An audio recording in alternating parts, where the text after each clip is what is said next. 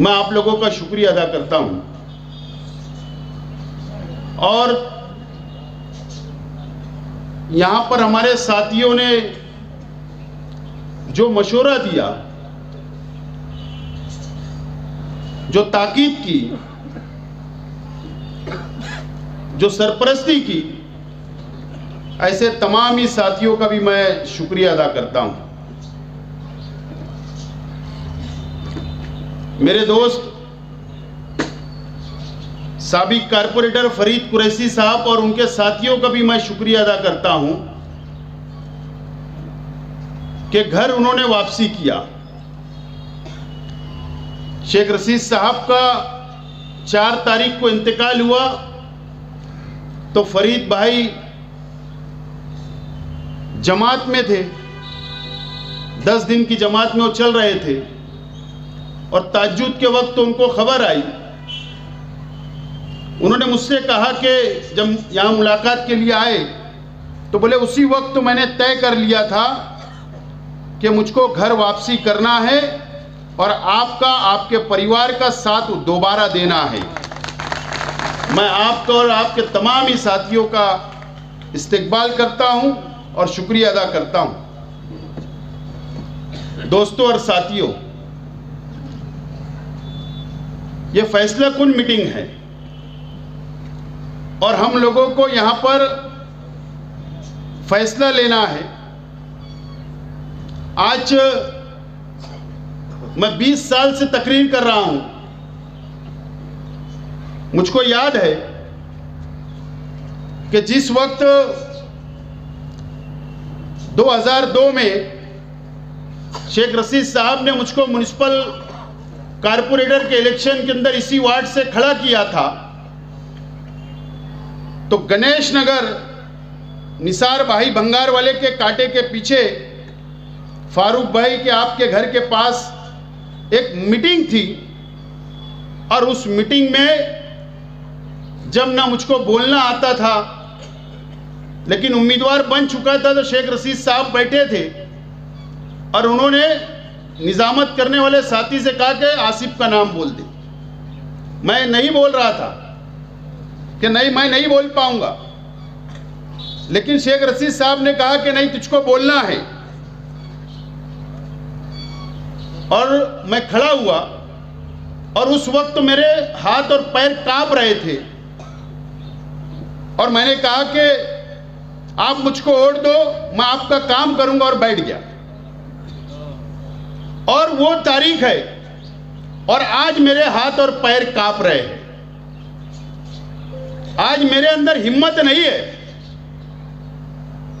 कि मैं आपके सामने क्या बात रखूं, क्योंकि आज जिस कुर्सी के ऊपर मैं बैठा था और बैठ के मैं सोच रहा था कि ये कुर्सी, मैं बीच में बैठा सदारत कर रहा हूं इस मीटिंग की, लेकिन मुझे ये एहसास हो रहा था कि 4 तारीख से पहले ऐसी मीटिंगों के अंदर शेख रशीद साहब उस चेयर के ऊपर बैठा करते थे और मुझ पे या मेरे घर वालों पर या हमारे साथियों पर कोई जिम्मेदारी नहीं थी, लेकिन एक भ्रम था कि शेख रशीद साहब बैठे हैं, वो सब निपट लेंगे।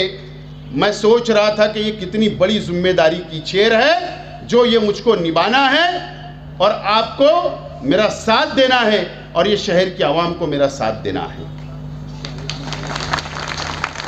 ये बहुत बड़ी जिम्मेदारी है, ये छोटी सी बात नहीं है।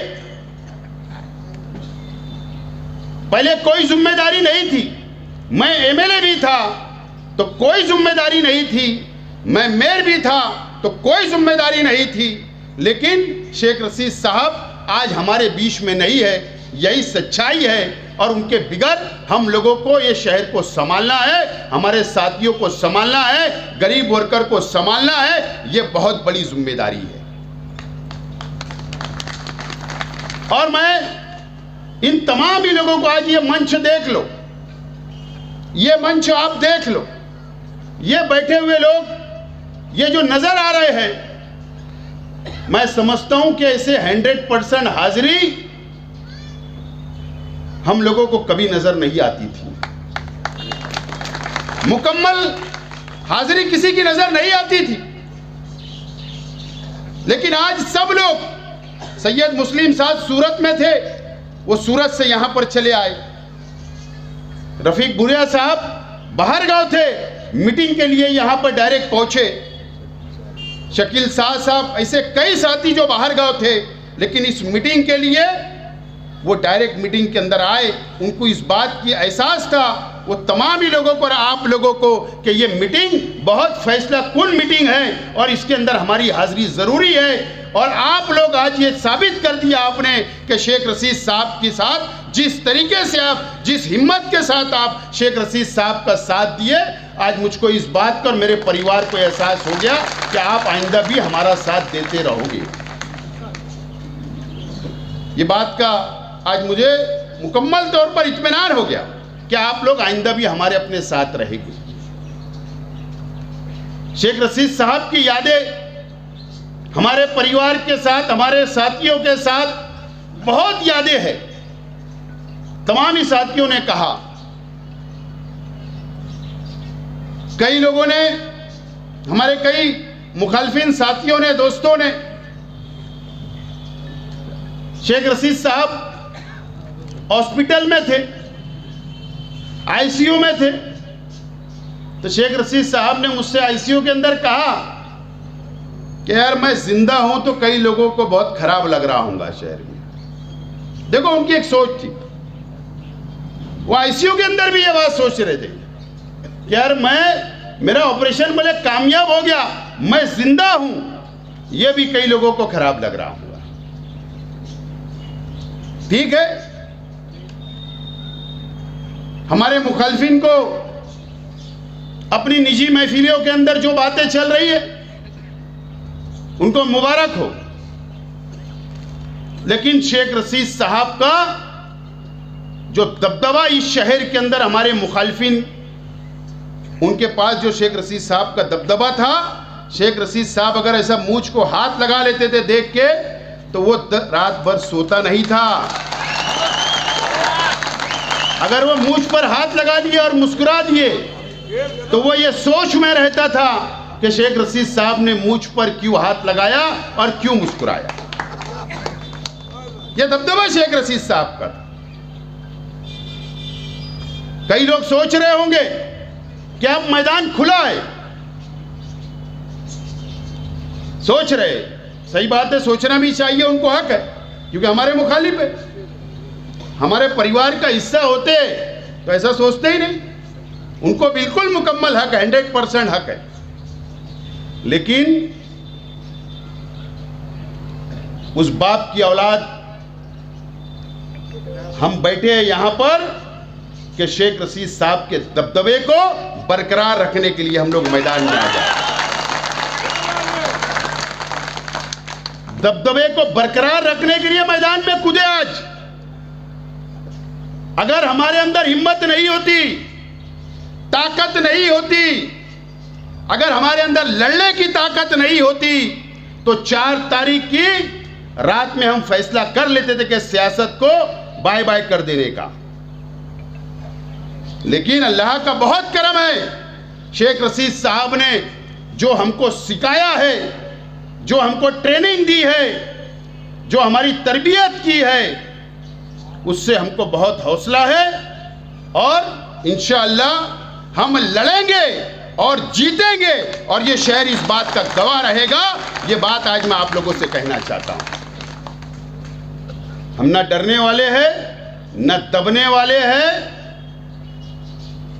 और न झुकने वाले हैं। मैं तमाम ही मेरे साथियों से कहना चाहता हूं, तमाम ही हमारे दोस्तों से कहना चाहता हूं, चाहे वो गरीब हो, चाहे वो अमीर हमारा साथी हो, मैं उनसे कहना चाहता हूं, डरने की जरूरत बिल्कुल नहीं है। लड़ेंगे, जीतेंगे और इंशाअल्लाह ये शहर गवाह रहेगा कि हम वो हर इलेक्शन जीतेंगे जो ये शहर और आप लोग चाहते हो। अल्लाह की जात से मुझे पूरी उम्मीद है, बहुत उम्मीद है। खालिद हाजी कुछ दिन के लिए सियासत से दूर थे, लेकिन शेख रशीद साहब को उन्होंने संभाला, इमरान ने संभाला, हमारे परिवार ने संभाला और शेख रशीद साहब को बहुत करीब से उन्होंने देखा। उनकी बीमारी के अंदर वो साथ रहे और खालिद हाजी ने उसी वक्त ये तय कर लिया था कि अब मैं सियासत से दूर नहीं रहूंगा और अब मैं मैदान में आऊंगा। और खालिद हाजी मैदान के अंदर आज आ चुका है। न तो मुझको फिक्र थी कि अब मैं अकेला कैसे लड़ सकता हूं, लेकिन इंशाअल्लाह खालिद हाजी है, मेरा परिवार है, इमरान है, हम तमाम ही लोग शेख रशीद साहब की कमी को महसूस नहीं होने देंगे। आज मैं आप लोगों से वादा करता हूं। जलील चाचा है, अकील चाचा है, रफीक बड़े अब्बा है, हमारे चाचा के बच्चे, हमारा परिवार, हमारा खानदान और आप लोग तो है, उससे बढ़ के हमारे परिवार से बढ़ के आप लोग हैं। अगर आपका साथ रहा तो इंशाल्लाह शेख रशीद साहब की कमी को हम लोग महसूस होने नहीं देंगे शहर के अंदर। ये बात का मैं वादा करता हूं।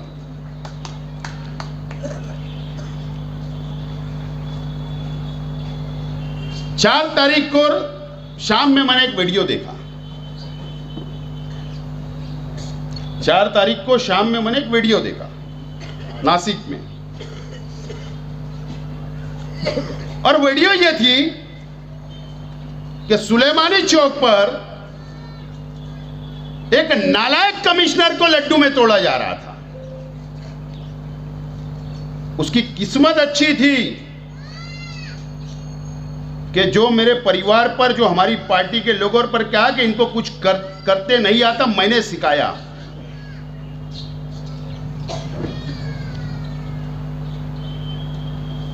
कि शेख रशीद साहब का इंतकाल हो गया था और अगर वो 15 दिन तक अगर शहर में रह जाता तो उसको मैं बताता था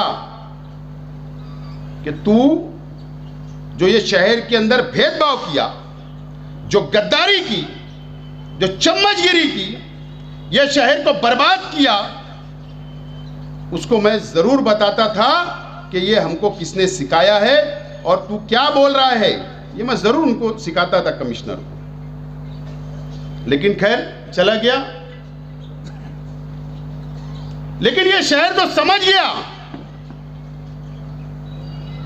कि कमिश्नर हो या कलेक्टर हो, हमसे दुश्मनी कितनी महंगी पड़ती है। ये शहर भी समझ गया, प्रशासन भी समझ गया, हमारे मुखालिफ भी समझ गए कि हमसे दुश्मनी कितनी महंगी पड़ती है। जो अर्बन डेवलपमेंट सेक्रेटरी है ना महाराष्ट्र हुकूमत का, मैं जुमरात के दिन 4 तारीख से पहले मैं मुंबई में था और एक लेटर मैंने सेक्रेटरी साहब को दिया कि अगर आपने कार्रवाई नहीं की तो मैं ये समझूं, लेटर में लिख कर दिया हूं, तो मैं ये समझूंगा कि भ्रष्टाचार के अंदर आप भी इन्वॉल्व हो, न तो कार्रवाई करके बताओ। और वही लेटर पे कमिश्नर की ट्रांसफर हो गई। कितने बड़े बड़े आशीर्वाद थे, मंत्री का आशीर्वाद, सरकार का आशीर्वाद। अरे यहां तो कारपोरेटर भी नहीं है। किसकी जीत हुई? जीत किसकी हुई? जीत तुम्हारी हुई, हमारी हुई, क्योंकि हम भ्रष्टाचार के खिलाफ लड़ रहे थे, हम ये शहर को बचाने निकले थे। जीत हमारी हुई।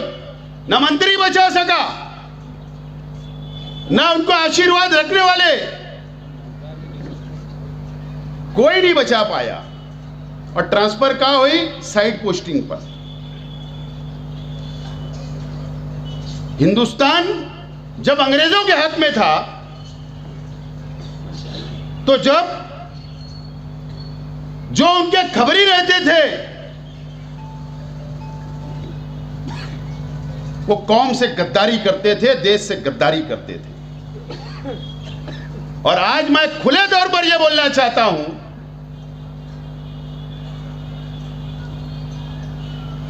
कि हमारे शहर के साथ,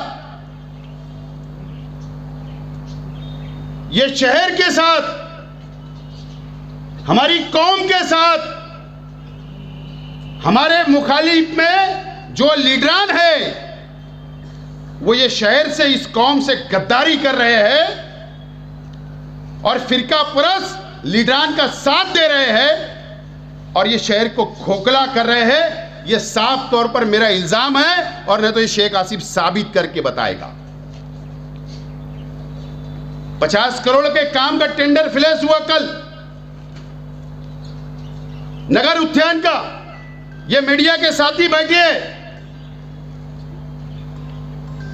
50 करोड़ रुपए का जो 70% हुकूमत देती, 30% कारपोरेशन का हिस्सा होता, यानी आपका और हमारा पैसा इस शहर का। मुझे बताओ कि सेंट्रल असेंबली हल्के के अंदर कितनी आबादी है? 50 करोड़ में कितना मिलना चाहिए था? 50 करोड़ में 25 करोड़ कम से कम मिलना चाहिए था। ये कौम के गद्दारों ने अपने जाति मुफाद के लिए सिर्फ 7 करोड़ में कंप्रोमाइज कर लिए, 7 करोड़ में। और हमारा हिस्सा कितना गया? 15 करोड़। ये कौम के गद्दार लोग हैं और ये इनको बेनकाब करना ये शहर के अंदर जरूरी है। और मेरा आज चैलेंज है हमारे मुखालफिन को कि एक टेंडर तुम मैनेज करके बता दो। आप एक टेंडर तुम मैनेज करके बता दो। तुम जिस तरीके से, तुम्हारी नीयत जो छिछड़े में लगी हुई है ना, वो हम होने नहीं देंगे। तुम्हारे जाति मुफाद के लिए तुम ये शहर का सौदा कर रहे हो, ये शहर को बेच रहे हो, कौम से गद्दारी कर रहे हो, फिरका परस्त लीडरान का चम्मचगिरी कर रहे हो। ये शहर के अंदर बेनकाब किया जाएगा। रियाज अली साहब, तुम्हारी भी छोटी मोटी नाराजगी दूर।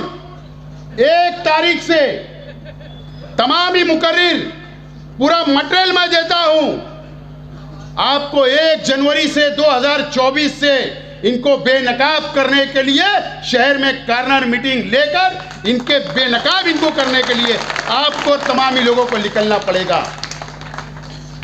कई मीटिंगों में मैं भी आऊंगा, तमाम ही लोग, हम लोग सब साथी टीम बनाकर निकलेंगे। और तुम बोलते हैं ना पुराना स्टाइल, तो पुराने स्टाइल में बिल्कुल हम साथ में। आप कई मुकर्रिर है लेकिन इनको बेनकाब करना बहुत जरूरी है। अंडरग्राउंड ड्रेनेज भुयारी गडर का 500 करोड़ का टेंडर 610 करोड़ में जा रहा था। बताओ मुझको, क्या हमारे सिवा किसने आवाज उठाई? क्या ये शहर नहीं देख रहा? अरे 500 करोड़ का टेंडर है, 10 करोड़ ज्यादा जाता तो ठीक है, 15 करोड़ ज्यादा जाएगा ठीक है, 110 करोड़ रुपया, कोई आवाज उठाने वाला नहीं। लेकिन अल्लाह का करम है, हमने शहर के अंदर साबित कर दिया। जो अधिकारी उनका साथ दे रहे थे, जो इसके अंदर ये सियासी लोग इन्वॉल्व थे, मुलविस थे, ये तो हम पर हंस रहे थे कि तुम कुछ नहीं कर सकते हो। अल्लाह का बहुत एहसान है कि लड़ाई लड़ी गई मणिपुर तक और हमने लाकर ये साबित कर दिया। और जिसको ये 610 करोड़ रुपए में टेंडर दे रहे थे, वो टेंडर रिजेक्ट करना पड़ा और अभी तक इन्होंने केस दर्ज नहीं किया। रिजेक्ट हुआ, नया टेंडर निकला। लेकिन ये नए कमिश्नर साहब से मेरी रिक्वेस्ट है, आज मुझे कोई लड़ाई नहीं, कोई वाद नहीं है, लेकिन तुम्हारे टेंडर में ये लिखा था कारपोरेशन के कि अगर बोगस पेपर टेंडर में आएंगे तो 400 BC का गुना दाखिल होगा। तो कब होगा इसका जवाब मांगने के लिए मैं मंगल के दिन जाने वाला हूं। कमिश्नर साहब का, नए कमिश्नर साहब का भी अब इम्तिहान है, और अपन तो बिल्कुल तैयार बैठते हैं झगड़ा लेने बिल्कुल तैयार है। ये शहर के अंदर कुछ गलत होगा तो हम शहर के साथ रहेंगे, ये चम्मच के साथ नहीं, ये चम्मचों के साथ नहीं, गवर्नमेंट के। मैं एकदम साफ तौर पर बोल रहा हूं। और ये शेख रशीद साहब ने सिखाया, शेख रशीद साहब की लड़ाई, शेख रशीद साहब ने भी लड़ाई शुरू की थी, उसको आगे हमने बढ़ाया। 100 करोड़ रुपया मंजूर हुआ, सिर्फ 14 करोड़ रुपया मालेगांव सेंट्रल असेंबली हल्के को मिला और 84 करोड़ रुपया दूसरे असेंबली हल्के को मिला। शेख रशीद साहब की भी यही लड़ाई थी, उसको ही हमने आगे बढ़ाया। कब तक भेदभाव होगा इस शहर में? मैं जिम्मेदारी से बोल रहा हूं, 700 से 800 करोड़ रुपए की कर्जदार ये कारपोरेशन हो चुकी, और वो हमारे ऊपर बोझ आएगा और हमारे जेब से पैसा जाने वाला है। लड़ाई हम लोग लड़ रहे और लड़ाई लड़ते रहेगी। और शेख रशीद साहब को मेरे मुखालफिन, सियासी मुखालफिन जो हमारे हैं, वो बोलते हैं शेख रशीद साहब बहुत अच्छे इंसान थे, शेख आसिफ बराबर नहीं। बोले यार बराबर नहीं है। बोले क्यों बराबर नहीं है? बोले यार वो छोड़ता नहीं है किसी को, वो कानूनी तौर पर बोले किसी को छोड़ता नहीं है। बिल्कुल सही बात है। शेख रशीद साहब थोड़ा समझ बूझ के आगे बढ़ते थे, लेकिन मैं भी वही रास्ता अपनाऊंगा, समझ बूझ वाला। लेकिन मैं आज आप लोगों से वादा करता हूं कि मैं कभी भी लड़ाई गरीब वर्करों से नहीं लड़ा, कभी भी मैंने कारपोरेटरों के खिलाफ नहीं लड़ा, कभी भी मैंने आम इंसान के साथ मेरी लड़ाई नहीं हुई। मेरी जात से यह शहर के एक भी आम नागरिक को, आम शहरी को कभी भी नुकसान नहीं होगा और ना वर्करों को होगा। हां, मेरी लड़ाई हमेशा किससे रही?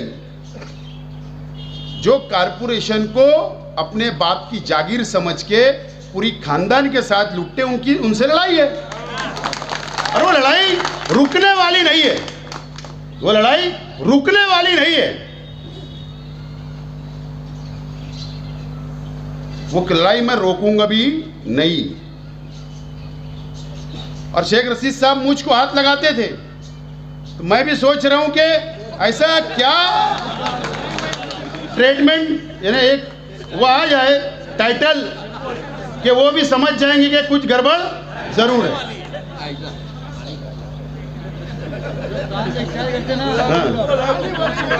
सोच रहा हूं मैं भी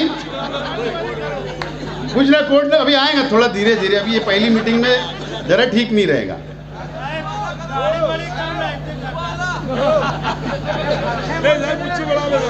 थोड़ा रुक के जरा अच्छे वाला स्टाइल।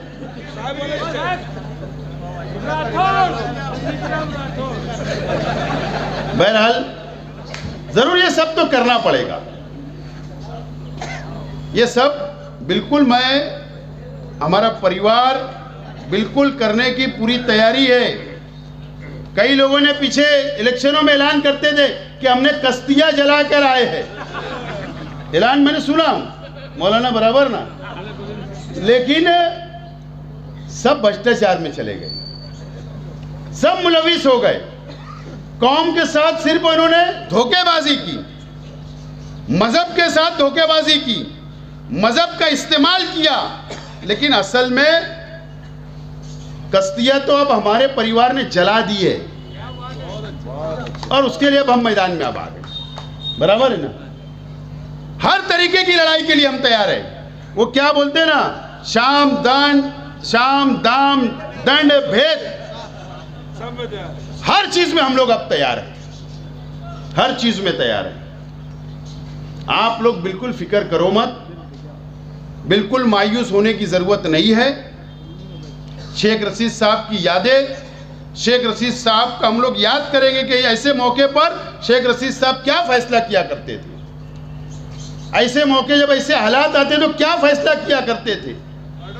कैसे अपने साथियों को जोड़कर मशवरा किया करते थे, वो तमाम ही शेख रशीद साहब की यादों को हम लोग आगे बढ़ाकर मशवरा करेंगे। दोस्तों और साथियों, शेख रशीद साहब के हर गुण मुझ में या मेरे परिवार के शख्स में आ जाएंगे ऐसा नहीं है,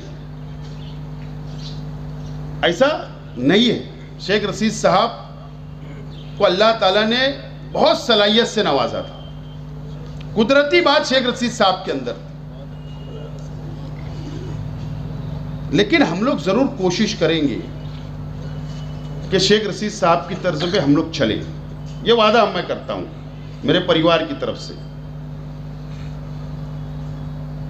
अब जाहिर सी बात है, शेख रशीद साहब यहां बैठा करते थे,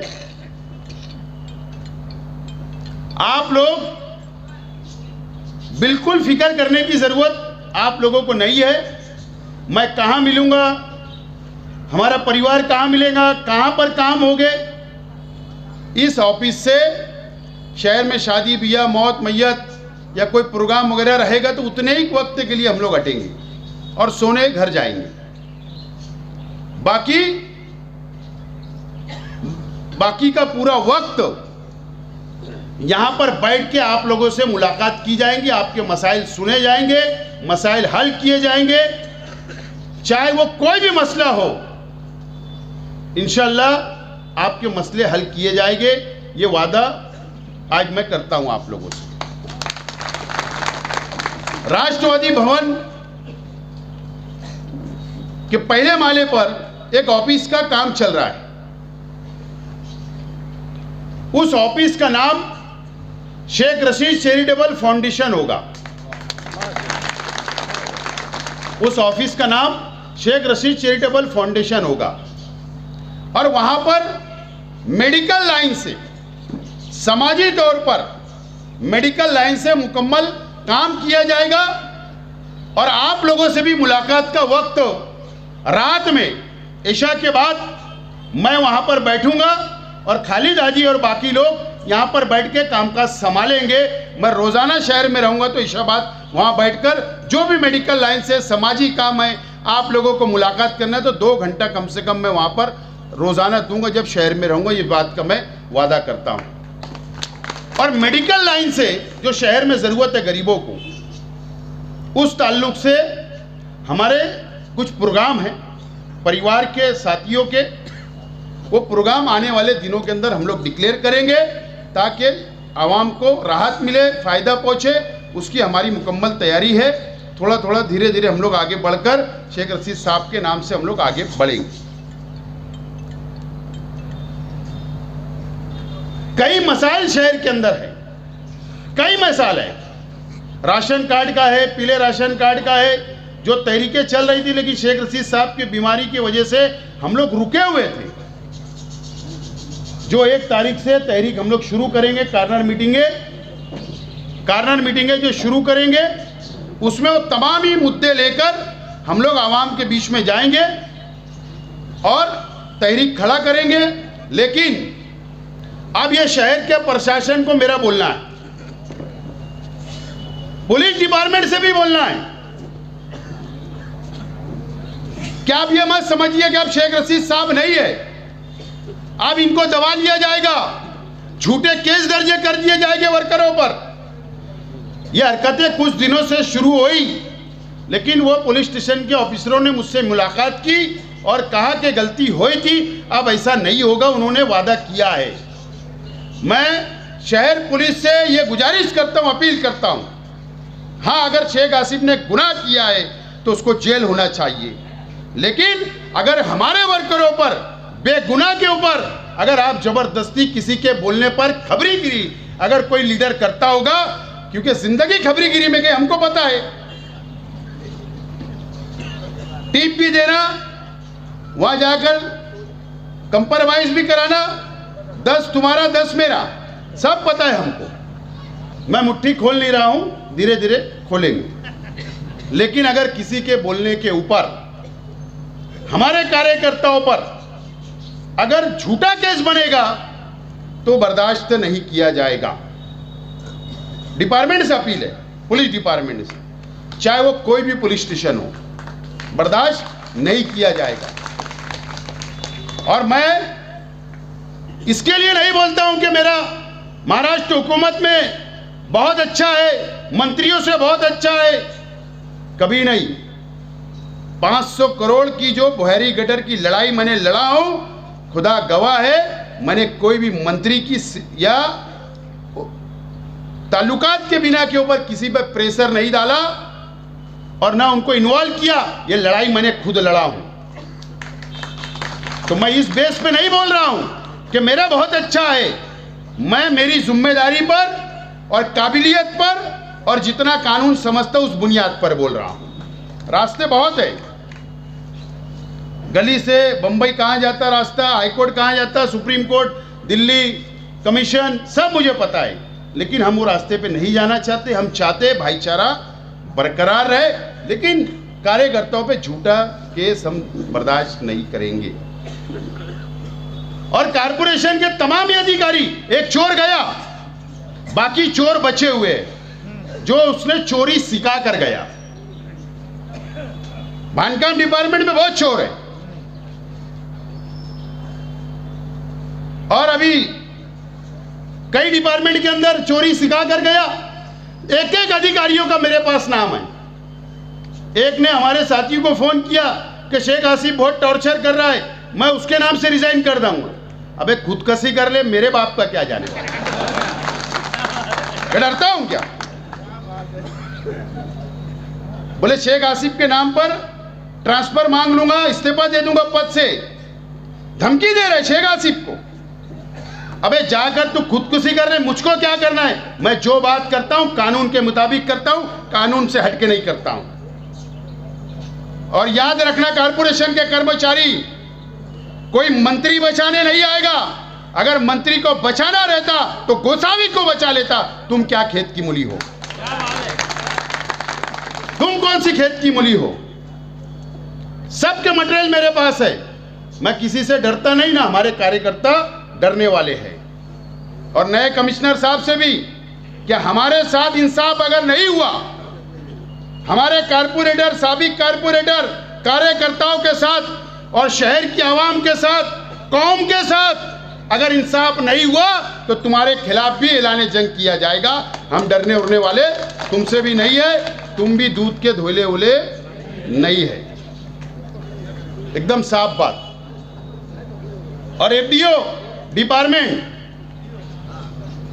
मुझे मालूम है बहुत भ्रष्टाचार है वहां पर। मंत्री के बोलने पे कार्ड दे दे रहे 2 दिन में, इसके बोलने पे कार्ड दे दे रहे, सब मालूमात है। जिस दिन हमारे कार्यकर्ता अपनी जात पे आ गए ना, तो अंदर कोण दिया जाएगा इन लोगों को। मैं एकदम साफ बात बोल रहा हूं, जितने हमारे प्रकरण पेंडिंग है वो भी निकालना पड़ेगा।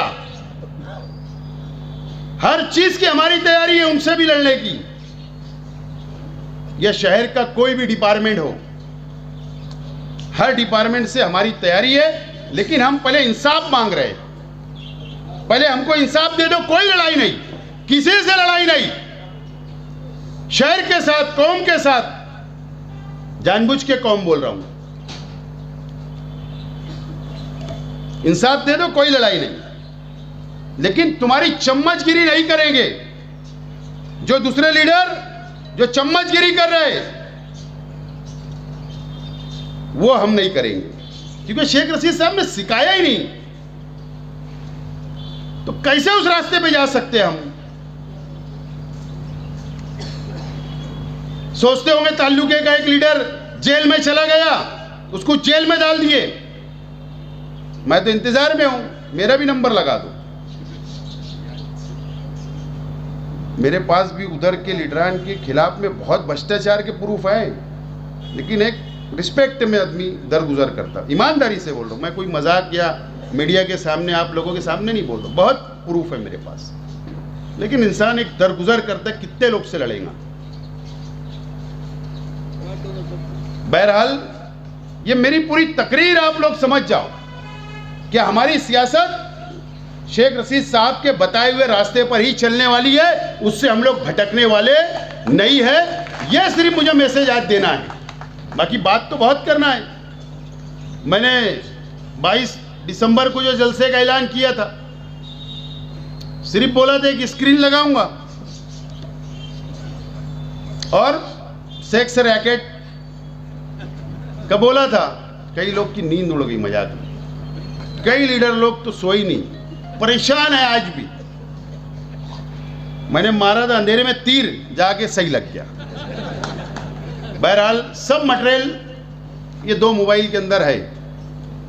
अगर ये किसी ने मोबाइल में से छीन के चोरी भी कर लिया तो दूसरी तरफ रखा हूं मैं। अपनी अपनी इज्जत सब बचा के रखो, वो नौबत मत आन दो कि स्क्रीन लगाई जाए। यकीन जानो है दोस्तों, मैं झूठ नहीं बोलता हूं, सबूत के साथ बोलता हूं। और हो सकता है हमारे सामने, अगर मैंने सही मानों में स्क्रीन लगा दिया तो कई लोगों को तो सियासत से संन्यास लेना पड़ेगा, सियासत ही छोड़ देना पड़ेगा, बेइज्जती होगी ना। जैसे जो एकदम दूध के धोए पारसा बनते हैं ना शहर में, पारसा ग्रेजुएट, हमारे जैसा कोई नहीं, सबकी काली टोपी अपने पास है। अभी एकदम फिक्र करने की जरूरत नहीं। मैं एकदम साफ साफ आज इसलिए बोलते रहा हूं कि आप लोग धड़ल्ले से जाकर शहर में अब लग जाओ। जो जैसा सवाल करेगा उसको वैसा जवाब दो, जैसा उनकी तैयारी है उसके अंदर हमारी तैयारी है। और कारपोरेशन का चुनाव हो, असेंबली हो, पार्लियामेंट हो, हर इलेक्शन की तैयारी हमारी अपने पास है। मैं एक आखिरी ऐलान कर रहा हूं कि सब लोगों ने तजवीज रखे कि एक टेलर देना पड़ेगा जलसा लेकर शहर के अंदर, गलत फहमियां दूर करने के लिए। मैं ऐसा चाहता हूं कि अगर आपकी मर्जी रही तो हाथ उठा देना कि 12 जनवरी बरोज जुमा को एक बड़ा जलसा हम लोग लेने का, अगर आपकी मर्जी रही तो मैं ऐलान करता हूं। है मर्जी? 12 जनवरी बरोज जुमा शाम में 7 से 10 आगरा रोड राष्ट्रवादी भवन के सामने दगड़ू ऑयल मिल में एक बहुत बड़ा जलसा लेने का मैं आज ऐलान करता हूं। और उसकी तैयारी के लिए 1 जनवरी से हम तमाम ही लोग, हर कार्यकर्ता, हर इच्छुक उम्मीदवार, हर साबिक कारपोरेटर, हर पार्टी का पदाधिकारी, हर तमाम ही साथी वर्कर आज से जुट जाइए और वो जलसे को तारीखी जलसा बनाकर हमारे मुखालिफिन को जवाब दे दो कि शेख रशीद साहब की यादों के सारे हम इस शहर में विकास और डेवलप, और ये शहर के अंदर जो शेख रशीद साहब का एक नारा था विकास और डेवलप, उनकी यादों के सारे हम लोग आगे बढ़ के ये शहर को बताने के लिए जलसा लेना है।